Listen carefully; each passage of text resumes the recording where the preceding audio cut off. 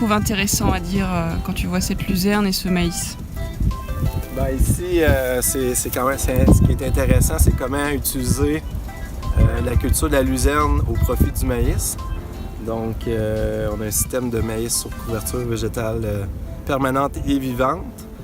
On a finalement semé le maïs directement, contrôlé la luzerne avec herbicide, bien sûr. Et c'est un maïs qui est sans fertilisation minérale. Et ce qui est intéressant, c'est de voir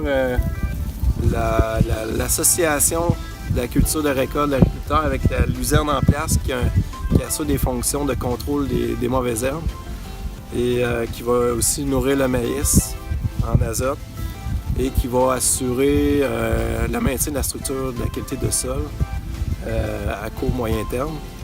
Donc je suis très content de voir un système comme ici là, dans la région à l'est de Québec, qui est très innovateur ici en région.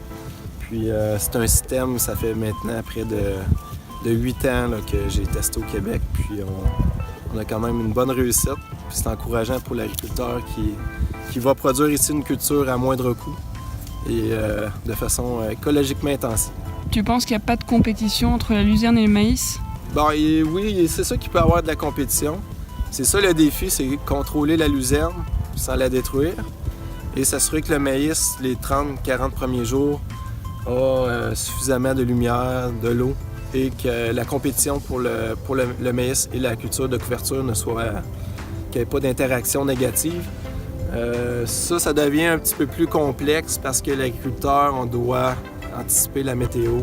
Malgré la compétition, je suis confiant. En fait, le maïs va quand même, une fois qu'il va avoir refermé ses rangs, comme on dit, il va être en mesure de bénéficier de bonnes conditions de croissance avec une parcelle qui va permettre de stocker 100% l'eau de précipitation.